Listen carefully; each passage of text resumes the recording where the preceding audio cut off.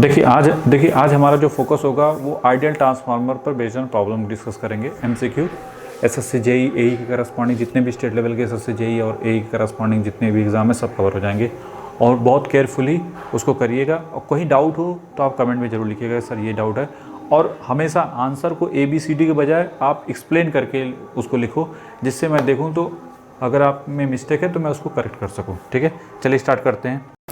Now starting, Which of the following statements support the ideal feature? Ideal transformer feature के बारे में question number 1 है, जो बहुत अच्छा क्वेश्चन, देखने कितने लोग बताते हैं। जीरो वाइंडिंग रेजिस्टेंस बताया था आइडियल ट्रांसफार्मर के लिए क्या क्या कंडीशन होनी चाहिए। पहले तो ये देखो जो ऑप्शन में दिया पहले उसी करस्पॉन्डिंग आइडियल ऑलरेडी हम डिस्कस कर चुके हैं इन चीज़ों को। ठीक है, तो यहाँ पे जो क्वेश्चन दिया उस क्वेश्चन को स्टार्ट करते हैं, आइडियल ट्रांसफार्मर प्रॉब्लम। ठीक है, तो फर्स्ट वन है Which of the following statements support the ideal transformer features? First है zero voltage, zero winding resistance. Zero winding resistance है कि जीरो लीकेज फ्लक्स होता है। क्या क्या बताया था? जीरो वाइंडिंग रेजिस्टेंस, हाँ zero leakage flux. Zero winding resistance मतलब R1 R2 क्या होना चाहिए? ज़ीरो होना चाहिए। R1 एंड R2 वो दोनों ही क्या होना चाहिए? Closer to zero. ठीक है, एंड जीरो फ्लक्स लीकेज ये भी क्लोजर टू होना चाहिए किसी करस्पॉन्डिंग फाई L2 ये क्लोजर टू ज़ीरो। ठीक है, नेक्स्ट वन है कांस्टेंट कोर लॉस। नहीं, कोर लॉस तो रहेगा ही, सॉरी जो कोर लॉस है वो भी क्या होना चाहिए? जीरो होना चाहिए। तो कौन सा ऑप्शन नहीं होगा इसमें? थर्ड ऑप्शन नहीं होगा, जबकि 1 तो first and 2 zero winding resistance होना चाहिए आइडियल ट्रांसफार्मर के लिए कंडीशन, और जीरो लीकेज फ्लक्स होना चाहिए। लीकेज फ्लक्स की बात हो रही है। ठीक है, तो ये दोनों सही है, तीसरा नहीं सही। कांस्टेंट कोर लॉस, क्या कांस्टेंट कोर लॉस होना? नहीं, आर आई की वैल्यू क्या होनी चाहिए? वहाँ पे इनफाइनाइट होगी ना, तभी तो वो जीरो मिलेगा। ठीक है, तो ये भी जीरो होनी चाहिए, जबकि ये यहाँ पे दिया है कांस्टेंट कोर लॉस। नहीं, कांस्टेंट कोर लॉस नहीं। तो विच वन? 1 एंड 2। हाँ बताओ, सभी ने सही से, अच्छा ए, अच्छा ए सबके सही है, वाह। हाँ यहाँ पे सर कॉपर लॉस भी, हाँ कॉपर लॉस भी दे सकता है। नहीं, ये वाइंडिंग रेजिस्टेंस की जगह बोल सकता है कि core loss and copper loss ये सब जीरो होते हैं। ठीक है, खैर चलो सब सही है। निगलेक्टेड भी ले सकता है, तो कंफ्यूज मत हो जाना कभी। ठीक है, चलो इसी से मिलता जुलता सेकंड क्वेश्चन है। सेकंड क्वेश्चन इसी से मिलता जुलता है। ठीक है,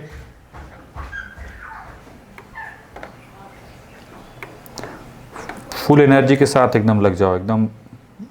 ठीक है, which of the following statement support the ideal transformer feature? Second question. अच्छा, फिर ये बोला zero winding resistance, zero leakage flux, negligible core losses. तो यहाँ पे कौन सा होगा? निग्लिजेबल कोर लॉसेस भी है। तो विच वन इज करेक्ट? बोलो। तीनों के तीनों सही हो जाएंगे इसमें। कोर लॉसेस भी क्या करते हैं? निगलेक्टेड कर देते हैं। चलो क्लियर है ना? चलो इसी से मिलता जुलता नेक्स्ट। ठीक है, नेक्स्ट क्वेश्चन सब आपका आ जाएगा इसी में।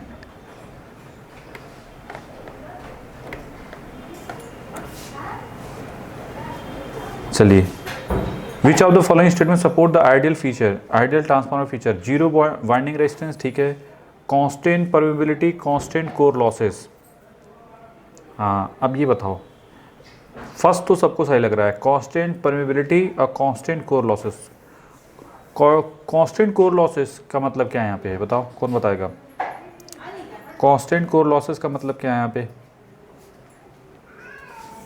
ठीक है, कांस्टेंट कोर लॉस होता है क्या इसमें? हैं जबरदस्ती? कांस्टेंट कोर लॉस क्या होता है इसमें? जीरो होता है ना जी। अभी तो हमने नेक्स्ट प्रीवियस क्वेश्चन में किया था, तो थर्ड तो होगा ही नहीं। कांस्टेंट परमेबिलिटी क्या होती है? लीनियर होने के लिए हमने बताया था। ये बताओ, ये क्या होना चाहिए? लीनियर होना चाहिए ना उसमें, मैग्नेटाइजेशन। तो म्यू क्या होगा? अगर म्यू कांस्टेंट होगा तभी मिलेगा। ठीक है, तो which one is correct, 1 and 2 सही है, तो which one is correct, option A is correct option. ठीक है सर, हाँ क्या लिखा है एक्सप्लेनेशन बच्चों ने, ideal transformer has constant permeability so that, हाँ वही है, बताने के बाद लिख रहे हो हैं, चलो कोई नहीं। Next question, question number 4, question number 4 बताओ। क्वेश्चन नंबर 4,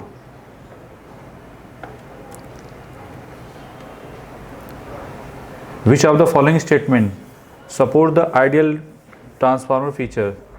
ठीक है, जीरो वाइंडिंग रेजिस्टेंस, ठीक है, अब बताओ कौन बताएगा, जल्दी से जल्दी से जल्दी से जल्दी से जल्दी से जल्दी से जल्दी, वाह, ए वाह, अच्छा क्लियर है, जीरो वाइंडिंग रेजिस्टेंस, ठीक है, कांस्टेंट परमेबिलिटी, ठीक है, constant core losses, constant core loss कहाँ से आ गया जी, कांस्टेंट कोर लॉस होंगे क्या, zero leakage reactance, zero lease, देखो 1 2 एंड 4 तो सही हैं, 1 2 4 कहीं है पे, कहीं पे है 1 2 4,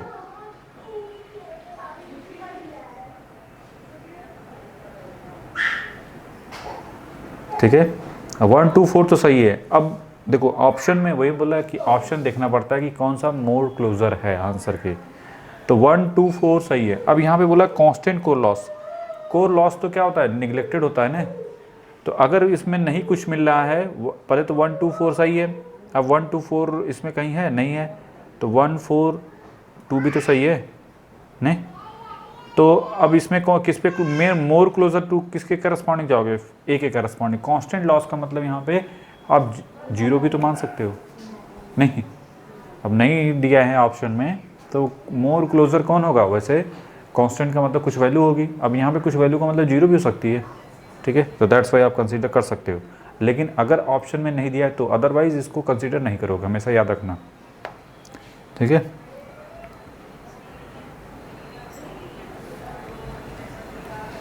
तो क्वेश्चन कभी कभी आ जाता है इस टाइप का कि बच्चे कंफ्यूज करने के लिए कि, और बच्चे गलत करके आ जाते हैं कि सर ये दो नहीं होगा, ये नहीं होगा,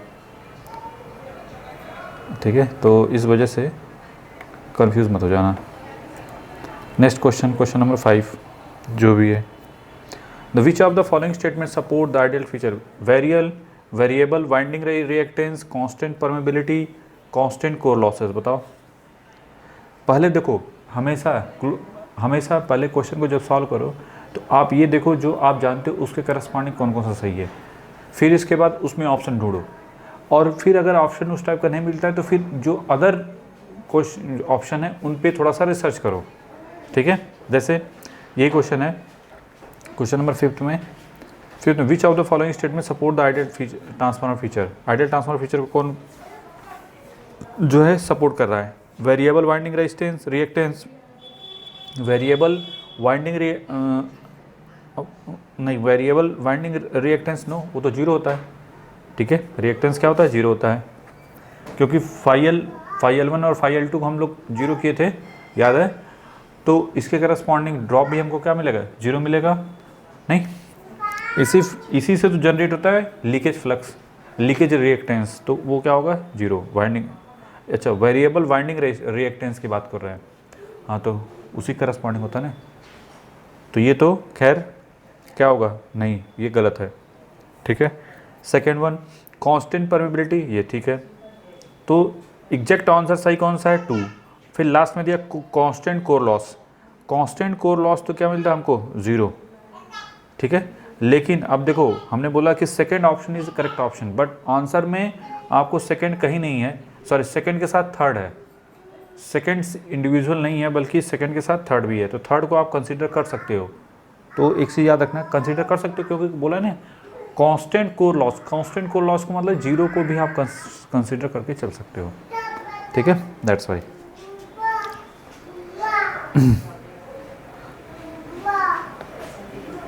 चलिए, तो which one is correct, C is the correct option. Question number 6, question number 6 ये हो गया, फिफ्थ को हो गया। चलो हम लोग बहुत जल्दी कंप्लीट कर लिए 5th क्वेश्चन, ठीक है। Question number 6, question number 6, the voltage induce at the end of primary terminal of a two winding transformer consisting of n turn is minus n d phi by dt कि plus n d phi by dt कि minus n d phi by dt, ठीक है। देखो पहली बात तो जो आपका इंड्यूस वोल्टेज होता है वो किसके करस्पॉन्डिंग होता है? इंड्यूस वोल्टेज की वैल्यू याद करो। इसमें अगर सोचने की ज़रूरत पड़ जाए तो ये तो क्लास 10 में पढ़े होगे। Faraday law corresponding minus n d phi by dt, ठीक है। किसकी वजह से आता है? इलेक्ट्रोमैग्नेटिक इंडक्शन प्रिंसिपल से। n वाइंडिंग है तो n वाइंडिंग करस्पॉन्डिंग, ठीक है। बोलो, किसी को तो डाउट नहीं होना चाहिए, कैसे तो कैसे बोलो, ठीक है। किसी को डाउट नहीं है ना, कैसे तो कैसे। हाँ, next question, identify the phasor. अच्छा ये तो बनेगा ही नहीं, चलो क्वेश्चन है, अच्छा क्वेश्चन है। चलो क्वेश्चन नंबर 7 लिख लेते हैं, और ये ऑप्शन क्वेश्चन नंबर 7 लिख लेते हैं, ठीक है। क्वेश्चन नंबर 7 करस्पॉन्डिंग, ठीक है। और इसमें जो थोड़ा सा डायग्राम है तो डायग्राम मैं एक बोर्ड पे बना देता हूँ जिससे, और उसको एक्सप्लेन कर देंगे हम लोग, ठीक है। तो विच वन इज़ करेक्ट हमको देखना है, ठीक है। ऑप्शन ए में जो दिया हुआ है क्वेश्चन में, ठीक है, ऑप्शन ए के करस्पॉन्डिंग, ठीक है, देख लो। ऑप्शन ए के करस्पॉन्डिंग ये दिया हुआ है, ये, ठीक है। ये क्या दिया हुआ है? फाई, ये E1 E2, और यहाँ पे V1 की वैल्यू दिया है, V1 दिस इक्वल टू, यहाँ पे V1 के करस्पॉन्डिंग दिया हुआ है, ठीक है। दूसरा है, दूसरे डायग्राम में E1 E2 ऊपर दिया हुआ है, ठीक है, और ये फाई दिया हुआ है। मतलब बेसिकली हमारा टारगेट है कि हमको देखना है कि E1 E2 और फाई के करस्पॉन्डिंग, एक में सेम यही चीज़ बनाई है और फाई को रिप्रेजेंट कर दिया इसके करस्पॉन्डिंग, ठीक है। तो विच वन इज़ करेक्ट और वाई, देखो हमने क्या बताया था, E1 और E2 में क्या रिलेशन था? फाई E1 E2 फाई से क्या कर रहा था? 90 डिग्री क्या कर रहा था? लैग कर रहा था। तो आइडियल ट्रांसफार्मर करस्पॉन्डिंग क्या बनेगा? इसी वजह से 90 डिग्री क्या होगा? Like this one corresponding representation. तो विच वन कौन सा सही है? ये वाला सही है, ठीक है। तो ए ऑप्शन में ये है, बी ऑप्शन में ये है, सी ऑप्शन में इसी को उलट दिया है, ठीक है। फोर्थ ऑप्शन में ये उठा के यहाँ पे कर दिया है, ठीक है। तो कौन सा सही है? A option is the correct option, ठीक है। बोलो, चलो नेक्स्ट क्वेश्चन।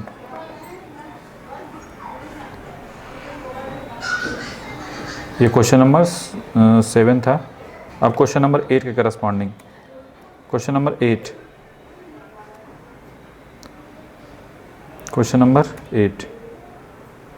8 के corresponding,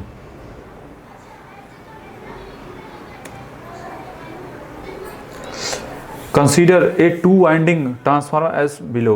If the switch is open, the EMF induced across the load IL ZL have transformation ratio of 2 is, एक सेकेंड क्या बोला है? Consider two winding transformer as below, ठीक है। Two winding transformer correspond, if the switch is open, switch को क्या कर दिया गया? ओपन कर दिया गया। The switch is open, then the induce EMF across the load ZL have transformer ratio of 2 is 0 कि V1 बाई 2 कि 2 टाइम्स V1। पहले बताओ क्लियर है कि नहीं क्वेश्चन? देखो यहाँ पे सेकेंडरी स्विच को क्या कर दिया गया, मतलब लोड साइड को ओपन कर दिया गया। तो ये बताओ लोड साइड के करस्पॉन्डिंग अगर ट्रांसफार्मर है, ऐसे सोचो, ठीक है, ये ट्रांसफार्मर है आपका, ठीक है। सेकेंडरी साइड के करस्पॉन्डिंग अगर इस स्विच को ओपन कर दिया गया तो लोड के करस्पॉन्डिंग वोल्टेज कितना होगा, ये पूछा है, ठीक है। इसके करस्पॉन्डिंग जो वोल्टेज होगा ZL वो कितना मिलेगा आपको, 0 मिलेगा, क्योंकि इसमें कोई जब करंट ही नहीं जाएगी तो क्या मिलेगा हमको, 0। तो which one is correct, A is the correct option. बोलो, यहाँ तक तो कोई डाउट नहीं होना चाहिए, कैसे तो कैसे। ठीक है, नेक्स्ट क्वेश्चन रीड करते हैं, किसी डाउट तो नहीं है। हाँ एक सेकेंड, ये हो गया question like this one corresponding. हाँ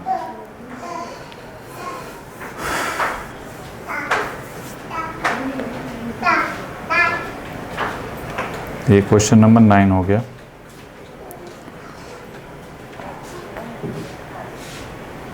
हाँ अब ये बोला है कि सेकेंड, अब स्विच को ओपन कर दिया गया, लेकिन हमको निकालना है यहाँ पे, देखो if the switch is open then EMF induce across secondary having transformer ratio is 2। ठीक है, अब ये बताइए यहाँ पे जो है जो इंड्यूस EMF अक्रॉस निकालना है, ठीक है, वहाँ पे लोड के, पहले वाले में लोड के करस्पॉन्डिंग निकालना था, अब की बार कहाँ पे निकालना है, जो वाइंडिंग है ना यहाँ पे, जैसे ये V1 है, ये V2 करस्पॉन्डिंग, V1 ये V2 करस्पॉन्डिंग। ठीक है, तो V2/V1 क्या होता है, V2/V1 this equal to N2/N1, और ये कितना होता है 2। ठीक है, तो हमको निकालना किसे करस्पॉन्डिंग है, इसके करस्पॉन्डिंग, तो V2 कितना हो जाएगा 2 times of V1, that is V2 this equal to 2 times of V1। ठीक है, which one is correct, D is the correct option. Clear? Now next question.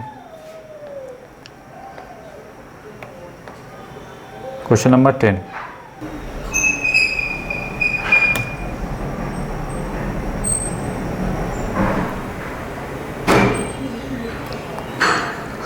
Now consider of a two winding as below. If the switch is kept open, then EMF induced across the secondary having transformer ratio is 2. Electrical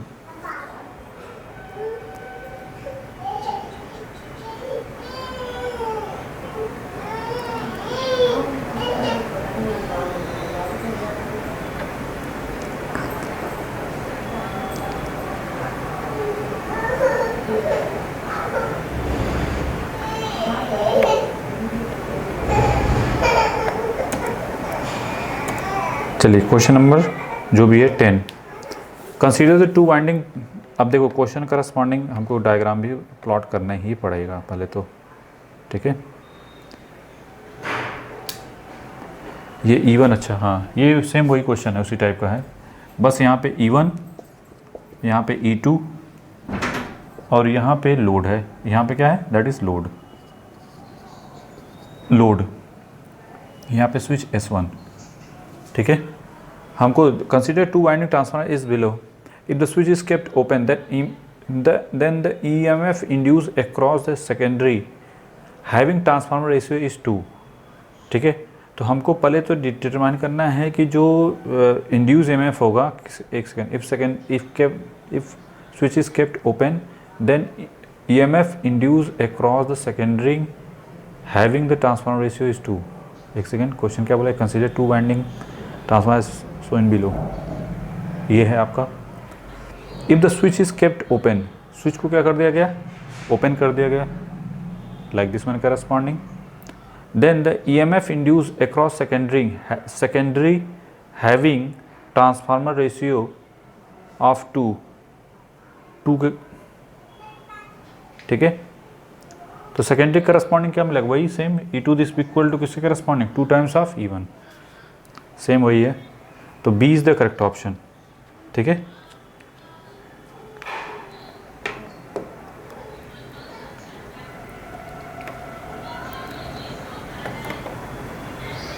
अगर load के corresponding पूछे तो value change हो जाएगी उसकी,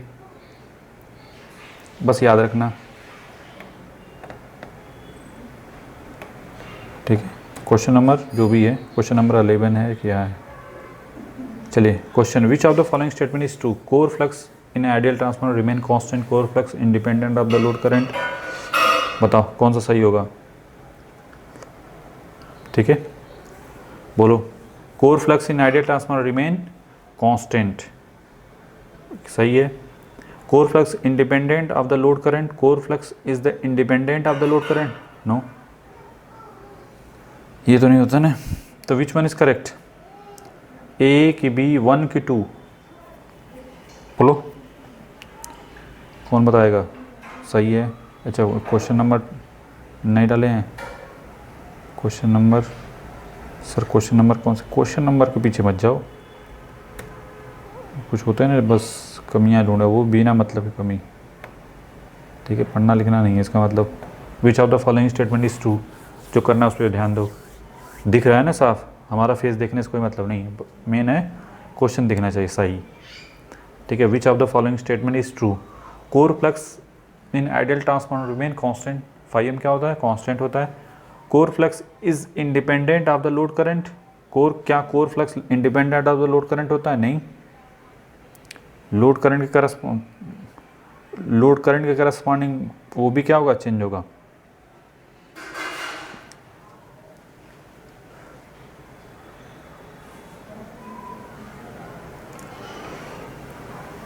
वो भी क्या होगा? हाँ सर, ए आंसर, रीजन बताओ sir. Any changes in secondary circuit of the transformer is reflected automatically in primary winding, बहुत अच्छे। फिर so that net core flux remain constant,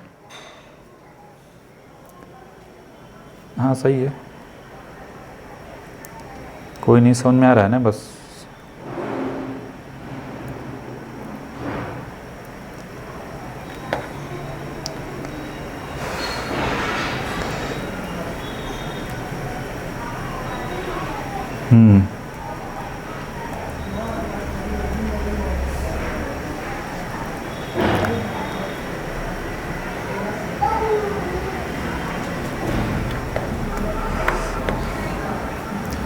चलो नेक्स्ट क्वेश्चन में,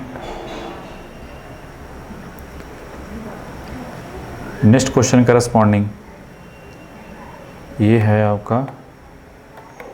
चलो हम लोग इसको ड्राई कर देते हैं, कोई दिक्कत नहीं। क्वेश्चन नंबर 12 में आपका ये है, if it is happen to place an inductive load two winding transformer then phasor diagram such a loaded will be. ठीक है, अब देखो कौन सा सही होगा। 4 ऑप्शन दिए हुए हैं, फेजर डायग्राम प्लॉट करना है। अगर लोड, जो लोड है वो कैसा है? इंडक्टिव है। लोड कैसा है? इंडक्टिव। ठीक है, इंडक्टिव लोड है। तो इंडक्टिव का मतलब कि ये नहीं कि प्योर इंडक्टर, बल्कि उसमें रेजिस्टेंस भी होगा। इंडक्टिव का मतलब ये होता है। ठीक है, और सब में V1 ऊपर बना रखा है, कोई दिक्कत नहीं। तो ये बताइए कि E1 E2 का जो रिप्रेजेंटेशन होगा वो E1 E2 तो ये होगा, कोई दिक्कत नहीं।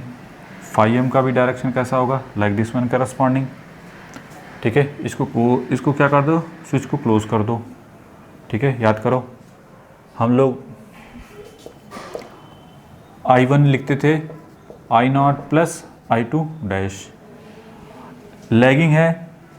ठीक है, और ये V2 करस्पॉन्डिंग, और ये हो गया आपका जो भी है। I2 किधर होगा? I2 इतना तो फिक्स है कि लाइक दिस वन करस्पॉन्डिंग। ठीक है, क्योंकि ये ग्राफ के हम ग्राफ करस्पॉन्डिंग सब चल रहे हैं, सब में जो है E1 E2 V2 जो है सब V2 सब में नीचे बनाया हुआ है। ठीक है, V2 का रिप्रेजेंटेशन सब में हम ग्राफ के करस्पॉन्डिंग चल रहे हैं, अपने मन से नहीं चल रहे। ठीक है, एग्जैक्ट सर्किट करस्पॉन्डिंग नहीं बल्कि ग्राफ के करस्पॉन्डिंग, ये ऐसा बना हुआ है। किसी में I2 ऐसे बना हुआ है, किसी में इसके करस्पॉन्डिंग। लैगिंग है तो इतना तो फिक्स है, लाइक दिस वन। अब ये बताइए जो भी है V1 रिप्रेजेंटेशन ठीक है, यहाँ पे कौन होता है? IM, और इधर कौन होता है? IE। नो लोड करंट कैसे होती है? इन दोनों का रिप्रेजेंटेशन कुछ इस टाइप का IE, और I2 डैश किधर होगा? Like this one corresponding. ठीक है, जो I2 है, I2 डैश कहाँ पे होगा? Like this one. I0 का और I2 डैश का जो रिजल्टेंट होगा वो किधर होगा? That is I1। तो कौन क्लोजर है ये पूछा है। ठीक है, ए ऑप्शन में ये वाला बना हुआ है, ए ऑप्शन में ये रिप्रेजेंटेशन है, और सब में उल्टा पुल्टा है। किसी में करंट दी है, किसी में नहीं दी है। ठीक है, किसी में करंट दी है तो ये I1 हो गया, ये I2 डैश, ये I0। हमने जो ग्राफ प्लॉट किया है वो आपके ऑप्शन के करस्पॉन्डिंग प्लॉट किया है, एग्जैक्ट वाला नहीं है ये याद रखना। ये तो सही है। V2 कोई ज़रूरी नहीं कि V2 कहीं इधर भी आ सकता है, ठीक है। तो which one is correct? A option correct, जो इससे मिलता जुलता है, ठीक है। तो now next question.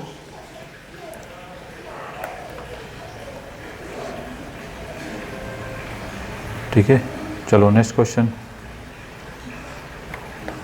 Question number 13 को रीड कर लो और क्वेश्चन को सॉल्व करो।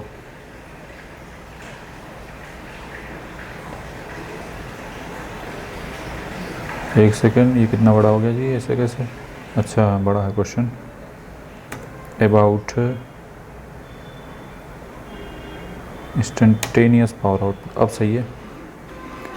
हाँ, which of the following assumption about the transformer support the fact that instantaneous power input and output of a transformer is equal? ठीक है, क्लियर है question, तो क्लियर है कि आउटपुट और इनपुट क्या होना चाहिए, इक्वल होना चाहिए। किस एजम्पशन के थ्रू? कौन सा एजम्पशन लेंगे कि इनपुट पावर जो होगी वो इलेक्ट्रिकल इनपुट पावर की बात हो रही है, electrical input power is equal to electrical output power, कुछ चीज़ें मेंशन होती है, ठीक है। तो इसमें चलो बताओ कौन सा बताएगा, कौन बताएगा? सर सी।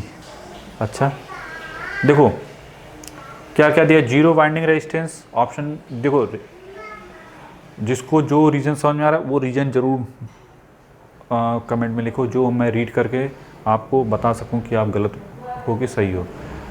ये हमेशा टारगेट में रखो कि हमने सही पहुँचे, उससे कहीं ज़्यादा ज़रूरी होता है कि हम जो जिस चीज़ पे स्टैंड है वो स्टैंड सही है कि नहीं, ठीक है। स्टैंड का मतलब जो आप उसकी मीनिंग आप समझ रहे हैं, उस वो स्टैंड आप एक्सप्लेन करो और हमको सही लगेगा तो मैं उस पर बताऊँगा और कमेंट अगर अच्छा होगा तो हम उस कमेंट को भी पढ़ेंगे।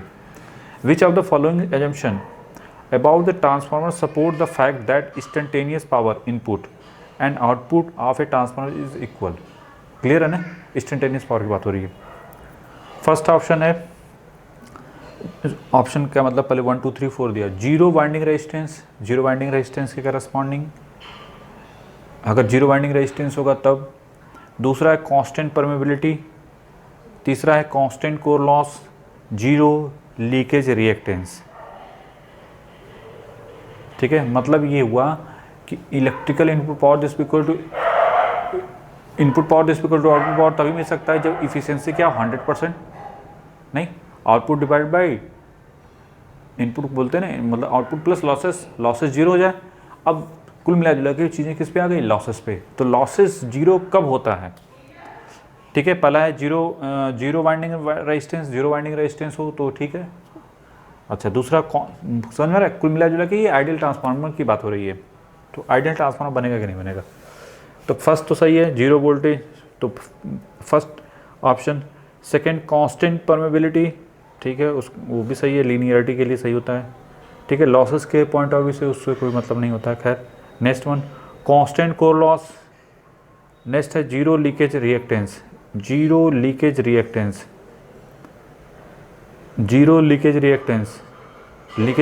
की बात रही तो विच वन को करेक्ट होगा?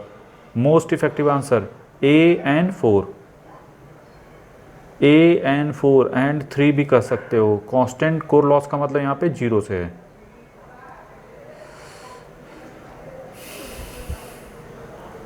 बोलो तो विच वन इज करेक्ट? तो फर्स्ट है जीरो वाइंडिंग रेजिस्टेंस, ये तो एकदम इफेक्टिव है, 1 सही है। फिर इसके बाद कांस्टेंट परमेबिलिटी, ये तो लॉसेस के पॉइंट ऑफ व्यू से नहीं है, हमारा एफिशिएंसी देखो तो ये रहे चाहे ना रहे कोई भी ज़्यादा फर्क हमको पड़ता नहीं है, ठीक है। तो सेकंड है, थर्ड है कांस्टेंट कोर लॉसेस जीरो। तो फर्स्ट एंड फोर्थ तो मोर इफेक्टिव आंसर है। तो फर्स्ट एंड फोर्थ दिया हुआ कहीं, हाँ दिया हुआ, तो कौन सा सही है? डी। सी कहाँ लगाया था जी? हैं constant core losses. Constant core loss का मतलब हमने बताया ना कि अगर कहीं पे भी हमने बताया था लॉसेस तो वैसे जीरो होते हैं, लेकिन कांस्टेंट का मतलब यहाँ पे जीरो कंसीडर कर सकते हो, लेकिन कब, किस केस में? जब ऑप्शन मैच नहीं कर रहा हो तब नहीं। जैसे 1 1, अब 1 4 ना देता, वहाँ पे 1 4 3 दे देता, तब आपको हर हाल में तीसरे को भी कंसीडर कर सकते हो। वहाँ पे तो कोर लॉस क्या होता है, 0 होता है। दैट्स क्लियर है कि नहीं। एफिशिएंसी, कॉमन सेंस अपना ऊपर ही सही यूज़ करो, ये नहीं कि बस कहीं दिखा दो बस हमेशा, ठीक है। इसीलिए कहा जाता है क्वेश्चन को डीपली पढ़ना बहुत ज़रूरी है, समझ के साथ, रटना नहीं, क्योंकि वो कभी कभी डिपेंड करता है कि ऑप्शन के कैसा है, बहुत कुछ चीज़ें डिपेंड करता है। आप जो आपको लग रहा है कि सर ये सही है, मोर इफेक्टिव, ठीक है, एक्यूरेट पे पहुंचते हैं हम लोग हैं। Which of the following statement are incorrect for ideal transformer, बताओ कौन सा स्टेटमेंट जो है इनकरेक्ट है। हाँ बोलो। वोल्टेज इन्वर्स रेशियो, वोल्टेज में क्या इन्वर्स रेशियो होता है, हैं? वोल्टेज इनकरेक्ट है ideal transformer, inverse ratio, current direct ratio, मतलब V1 V2 corresponding direct ratio होता है ना जी, तो इन्वर्स रेशियो तो होता ही नहीं है, ठीक है। तो ये तो पहले कट गया, फर्स्ट तो होगा ही नहीं कभी किसी कीमत पे, तो जो लोग 1 लगा रहे हो तो भूल जाएं। करंट, ठीक है, अरे V1 by V2 this equal to N2 by N1 corresponding होता है ना, मतलब V1 V2 में कैसा रिलेशन होता है, V2 turn ratio corresponding direct ratio होता है ना। करंट में क्या होता है, इन्वर्स रेशियो होता है। देखो इन्वर्स रेशियो का मतलब यहाँ पे नंबर ऑफ टर्न से है, ठीक है, जैसे I2 by I1 this equal to N1 by N2, तो करंट में इन्वर्स रेशियो होता है, जबकि वोल्टेज में डायरेक्ट रेशियो होता है, V2 by V1 this equal to N2 by N1। नहीं, तो फर्स्ट भी नहीं सही है, सेकंड भी सही नहीं है, क्योंकि करंट में बोला डायरेक्ट और वोल्टेज बोला है इन्वर्स, उल्टा बोल दिया है, तो खैर दोनों ही सही नहीं है। Next one, impedance direct ratio square, जो इम्पीडेंस होता है उसके करस्पॉन्डिंग बोला है, ठीक है, इम्पीडेंस के corresponding direct ratio square, impedance के करस्पॉन्डिंग बताओ। Z1 Z2 में कैसा रिलेशन होता है, Z1 बाई Z2 के स्क्वायर टाइम्स होता है ना जी, and power remain same. Ideal transformer के लिए पावर क्या होती है, सेम होती है, इफिशिएंसी 100%, तो फोर्थ तो सबसे सही है, ठीक है, फोर्थ एंड थर्ड भी सही है, तो which one is correct, B option is सही, B option is right option. नहीं, इनकरेक्ट बोला ना, सॉरी, तो इनकरेक्ट कौन सा है, सी इज इनकरेक्ट, ठीक है।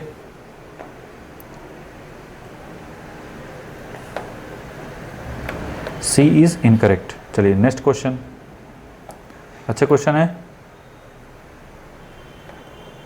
देखो क्वेश्चन बनने चाहिए, और रीजन बनने से कहीं ज़्यादा है कि कई कंसेप्ट क्लियर होते हैं, इसीलिए कहते हैं ऑब्जेक्टिव क्वेश्चन जरूर करो, ठीक है, क्योंकि ऑब्जेक्टिव क्वेश्चन से पूरी थ्योरी आपकी क्लियर हो जाती है, ऑब्जेक्टिव क्वेश्चन से काफ़ी कुछ क्लियर हो जाता है, उस समय उतना माइंड में नहीं आता जितना ऑब्जेक्टिव क्वेश्चन करने से माइंड में आता चीज़ें, ठीक है। तो चलिए एक सेकेंड पहले तो हम इसको सही करें, हमारा ही फेस नहीं दिख रहा है, फिर हमारा फेस नहीं, मतलब रीज़न ये हो रहा है कि थोड़ा सा छोटा कर देते हैं, ठीक है।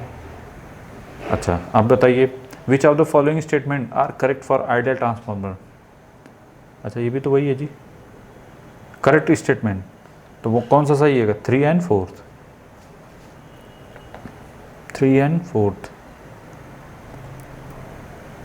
नहीं, अब की बार जो है, हाँ सही दिया क्वेश्चन। अब देखो क्वेश्चन में वोल्टेज में दिया डायरेक्ट रेशियो, ठीक है, मैंने बताया था कि V2 by V1 this equal to N2 by N1, सही है।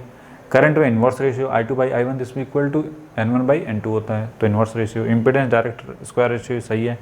पावर रिमेन कांस्टेंट, तो 1 2 3 4 सबके सब सही हैं, चारों। बोलो जी। हाँ, which of the following statement, चलिए क्वेश्चन में corresponding, which of the following statement are correct for ideal transformer. अच्छा एक सेकेंड फिर, अच्छा वोल्टेज में इन्वर्स रेशियो तो नहीं, डायरेक्ट रेशियो तो पहले तो 1 2 गलत हो गया। इम्पीडेंस डायरेक्ट रेशियो ठीक है, थर्ड सही है। केवीए रेटिंग रिमेन सेम कि अलग हो जाती है, बताओ यहाँ पे कौन सा सही है, थर्ड एंड फोर्थ। हाँ रिमेन सेम होती है फॉर आइडियल ट्रांसफार्मर के लिए, ठीक है। बोलो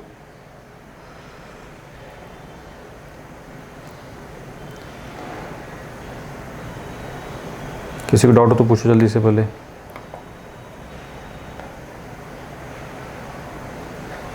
तो which one is correct? Third and fourth, 16 का थर्ड एंड फोर्थ। चलिए नेक्स्ट क्वेश्चन है, in a single phase transformer the no load current lagging the applied voltage by 90 degree about 75 0 and about 110 के करस्पॉन्डिंग। ठीक है, चलिए start करते हैं। तो क्या करेंगे, क्वेश्चन करस्पॉन्डिंग ये बताइए, आई नॉट की वैल्यू किससे करस्पॉन्डिंग होती है? आई ई प्लस आई एम। ठीक है, और ये हम जो प्लॉट करते हैं ये आई एम और ये आई ई। ठीक है, जब प्लॉटिंग करते हैं तो ये जो एंगल होता है ये V1 होता है और ये आई नॉट। चूँकि हमने क्या बताया था कि आई एम ग्रेटर होता है आई ई से, तो दैट्स वाई ये जो एंगल होगा 75 या उससे ज़्यादा ही आता है। ठीक है, समझ में आया कि नहीं?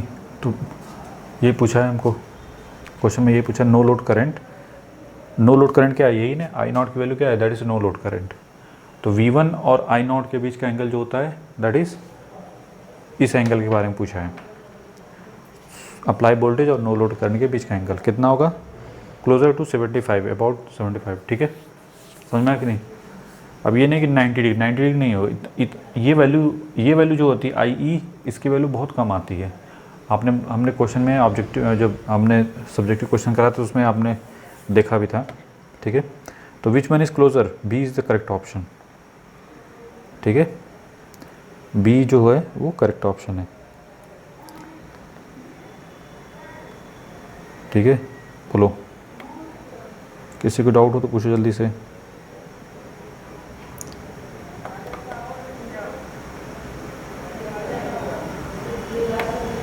नाउ नेक्स्ट क्वेश्चन बहुत अच्छा क्वेश्चन है, क्वेश्चन नंबर 18।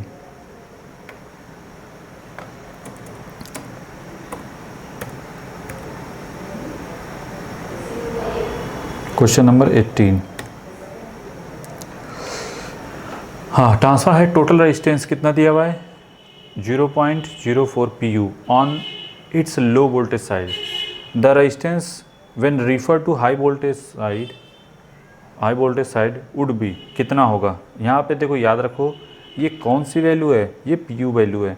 तो PU वैल्यू चाहे लो वोल्टेज साइड की हो चाहे हाई वोल्टेज साइड के करस्पॉन्डिंग, जब PU का हमने डेरिवेशन करवाया था तो उसमें हमने देखा था PU रिप्रेजेंटेशन का सबसे बड़ा एडवांटेज, पावर सिस्टम में बहुत हम लोग एडवांटेज लेते हैं कि PU की वैल्यू क्या होती है, चाहे प्राइमरी साइड की बात करें चाहे सेकेंडरी साइड में ट्रांसफार्मर में, वो क्या आती है? दोनों सेम आती है। तो that's why which one is correct? 0.04, same answer होगा। नहीं, जो पर यूनिट वैल्यू होती है वो चेंज नहीं करती। सडन क्या चेंज ही नहीं होती, दोनों साइड की सेम होती है। ठीक है, बोलो,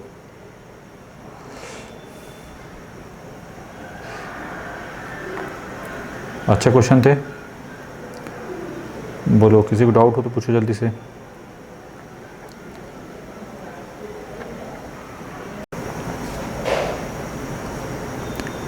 चलिए नेक्स्ट क्वेश्चन। ठीक है, ये हो जाएगा 29। चलिए question corresponding, which of the statement made are correct regarding the transformer? Maximum voltage regulation occur at leading power factor। Maximum voltage regulation कब अकर करता है? लीडिंग पावर फैक्टर पे कि लैगिंग पावर फैक्टर पे? बताओ, मैक्सिमम वोल्टेज रेगुलेशन।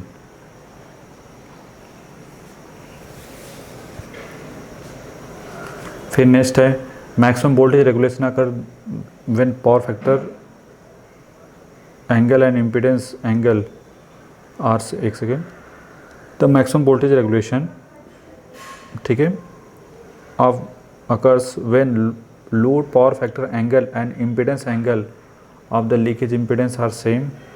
अच्छा, ये याद है tan फाई हम लोग निकालते थे, V R this equal to R P U cos phi plus X P U sine phi. इसको डिफ्रेंशिएट करते tan फाई क्या मिलता था? tan फाई की वैल्यू, इसको ये साइन की कॉस माइनस साइन और ये क्या हो जाता है कॉस हो जाता था, ठीक है, इंटू एक्स होता था, ठीक है। फुल लोड के लिए कर लो या डायरेक्ट डिफ्रेंशिएट करोगे तो ये वैल्यू उठा के 0, यहाँ पे R P U sine phi और यहाँ पे plus X P U cos phi this be equal to 0। तो tan फाई क्या मिलता था, tan phi this be equal to sine upon cos this be equal to किसके करा X P U divide by R P U, और ये मिलता था एक्स बाई आर, और ये किसके करस्पॉन्डिंग थे, लीकेज न थे, लीकेज इम्पिडेंस बोला है ना, एंगल इम्पिडेंस है, लीकेज इम्पिडेंस एंगल ही तो है ये क्या है, लीकेज इम्पिडेंस एंगल की करस्पॉन्डिंग ही तो है। tan phi this be equal to tan theta, नहीं देखो लीकेज इम्पिडेंस एंगल का मतलब ये r और ये x और ये z और ये थीटा, ठीक है। तो पहला तो सेकेंड ऑप्शन तो मतलब जो फर्स्ट सेकेंड थर्ड फोर्थ जो भी दिया हुआ है, पहले तो मैक्सिमम वोल्टेज रेगुलेशन अगर एट द लीडिंग नो किस पे अकर करता है maximum voltage regulation, only for lagging power factor corresponding, और वो भी कब, जब फाई दिस इक्वल टू किसके करस्पॉन्डिंग थीटा के, ठीक है, क्लियर। चलो थर्ड ऑप्शन है V R at 0 power factor is always 0, V R at 0 power factor is always 0। जो वोल्टेज रेगुलेशन है at 0 power factor, 0 power factor पे क्या ऑलवेज 0 मिलता है, नहीं, 0 पावर फैक्टर पे कितना हो जाएगा, 0 पावर फैक्टर पे मतलब 1, तो ये 0 कहाँ हुआ, तो कुछ वैल्यू होगी ना। And last one V R of the transform by negative at leading power factor, हाँ सही है। तो कौन सा सही है, second and fourth, second and fourth, B option is the correct option.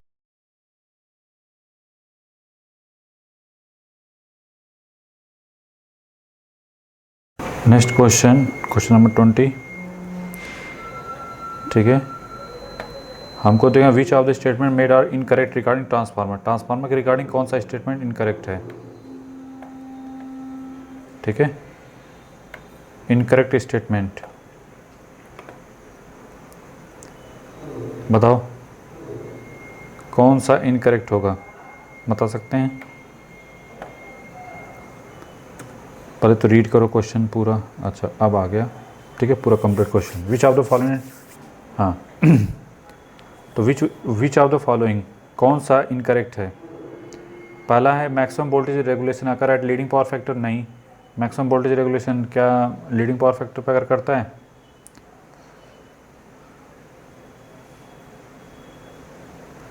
ये तो गलत है। Second one maximum voltage regulation अगर व्हेन पावर फैक्टर एंगल, ये तो सही है।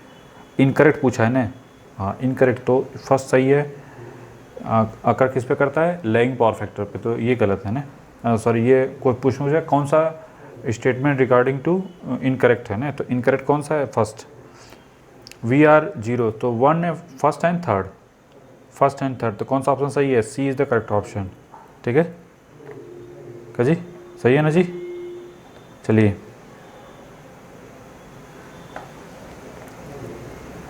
कोई दिक्कत तो नहीं है। नाउ नेक्स्ट क्वेश्चन, ये था क्वेश्चन नंबर कितना था जी, जो भी है क्वेश्चन नंबर ये 20 था, और अब नेक्स्ट वन 21 जो भी है,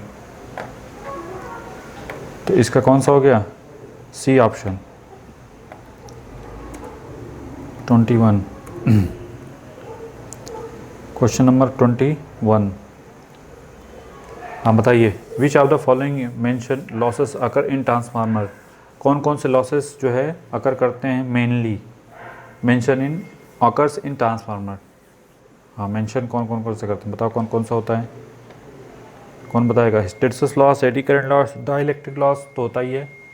लोड लॉस, लोड लॉस का मतलब, लोड लॉस किसको बोलते हैं, जो आपका करंट पे डिपेंडेंट होता है, दैट्स लोड लॉस, ठीक है, स्ट्रे लोड लॉस यहाँ पे, ठीक है। डाइलेक्ट्रिक लॉस किसकी वजह से होता है, ड्यू टू इंसुलेशन, इंसुलेशन की वजह से जो लॉसेस होते हैं उसके, ये लॉसेस बहुत कम होते हैं, ठीक है, ड्यू टू, ठीक है। तो which one is correct, A is the correct option, A जो है कौन सा है, ए जो है करेक्ट ऑप्शन के करस्पॉन्डिंग है, ठीक है। बोलो, यहाँ तक किसी को डाउट नहीं होना चाहिए, कैसे तो कैसे। नेक्स्ट क्वेश्चन,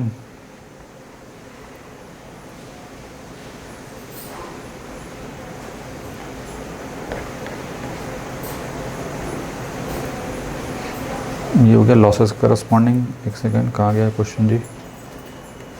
ये लॉसेस पे हो गया, इनकरेक्ट वाला भी कर ही दिया है। हाँ, lagging leading power factor corresponding. अच्छा चलो ये क्वेश्चन करा देते हैं, ठीक है।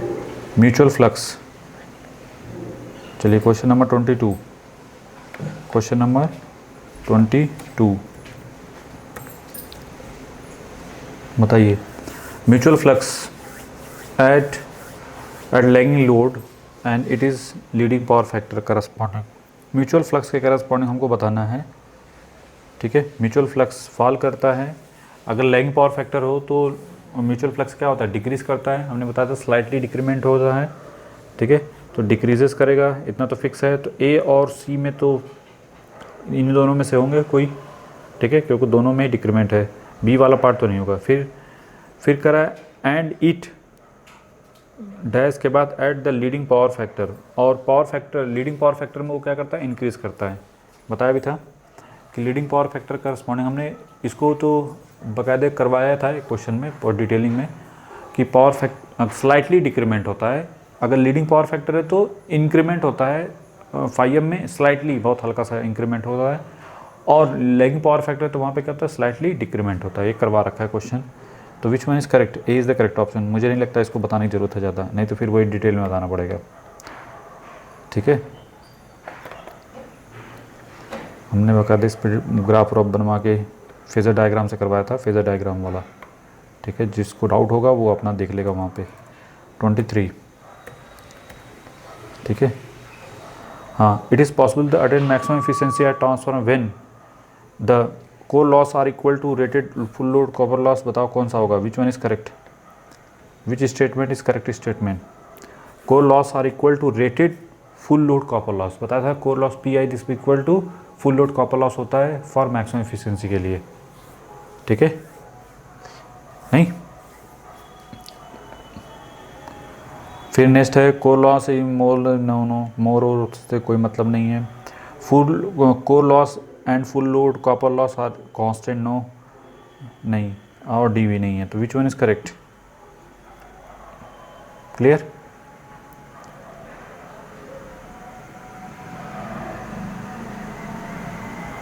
बोलो यहाँ पे। नेक्स्ट क्वेश्चन है, क्वेश्चन करस्पॉन्डिंग क्या दे रखा है? The above graph core loss per cycle like this one. देखिए क्वेश्चन करस्पॉन्डिंग ये बना रखा है, देखो ये बना रखा है आपका, ये फ्रीक्वेंसी है, ठीक है। ये core loss that is represent core losses, ये रिप्रेजेंट कर रहा है कोर लॉसेस करस्पॉन्डिंग, ठीक है। कोर लॉसेस करस्पॉन्डिंग रिप्रेजेंटेशन है पीसी करस्पॉन्डिंग, और ये ऐसे दिया हुआ है। और ये जो वैल्यू दे रखी है, सॉरी ये वैल्यू K1 दे रखी है, यहाँ से यहाँ तक ऐसे K1, और ये K2, ठीक है। और ये 0.5 है, और ये जो है 0.8 के करस्पॉन्डिंग दे रखा है, ठीक है। ऐसा रिप्रेजेंटेशन है, ठीक है। तो पूछा है हिस्टैरिसीस लॉस। ये बताइए पहले तो, ये तो सही है ना कि पीसी की वैल्यू जो होती है 1/f के दिस भी इक्वल टू, हम लोग लिखते थे A + BF के करस्पॉन्डिंग, ठीक है। जो कोर लॉस का रिप्रेजेंटेशन यही था ना, ये ग्राफ कुछ इस टाइप का कोर लॉस जो होता है, कोर लॉस को ऐसे रिप्रेजेंट करते हैं, ठीक है। अच्छा यहाँ तक तो कोई डाउट नहीं, क्वेश्चन एक बार यही आ गया था कि ऐसा रिप्रेजेंटेशन दे रखा था, तो बोला कोर लॉस का रिप्रेजेंटेशन कौन है। यहाँ पे K1 K2 दे देगा, ये सब नहीं लिखता है, कुछ वैल्यू A या B के करस्पॉन्डिंग दे देगा, तो ऐसा रिप्रेजेंट, तो विच ग्राफ बना के, ठीक है। एक बार ऐसे दे दिया, एक बार एक में ऐसे दे दिया, एक में कांस्टेंट दे दिया, तो आप इसे देख सकते हैं, ठीक है। तो ये आ गया हमारा। अब क्वेश्चन करस्पॉन्डिंग जो है, जो बोला है कि पीएच की वैल्यू बताइए, हिस्टैरिसीस लॉस। तो हिस्टैरिसीस लॉस देखो क्या होगा, इसको पीसी की वैल्यू क्या हो जाएगी? A × F + B × F का स्क्वायर। ये क्या है? दैट इज़ पीएच, और ये क्या है? पीआई, ठीक है। तो पीएच की वैल्यू K1 × F, तो 0.5 × 40 कितना हो जाएगा? 2, ठीक है। ये कितना हो जाएगा?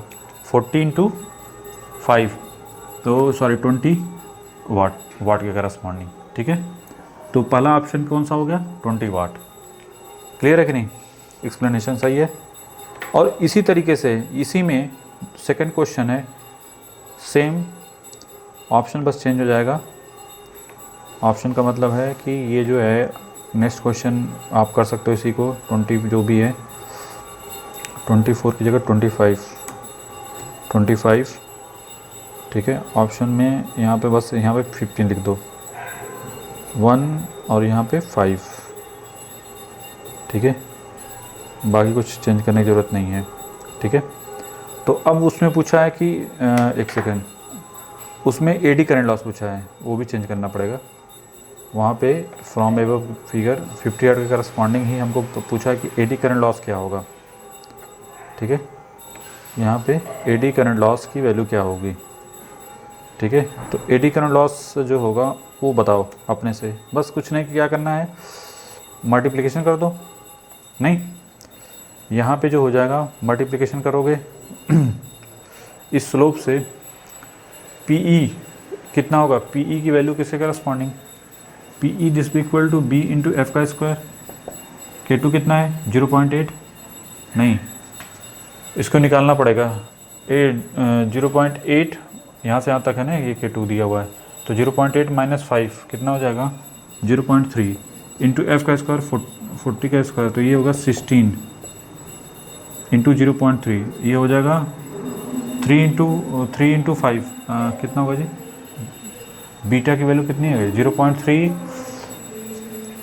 इंटू आप क्या कर दो 40 का स्क्वायर कर दो। 40 का हम लोगों को कितना, फ्रीक्वेंसी कितनी दे रखी है, फ्रीक्वेंसी 40 दे रखी है, तो आंसर चेंज हो जाएगा जी 48, ये 480, तो ये आएगा, इसमें से कोई आंसर नहीं है, ठीक है।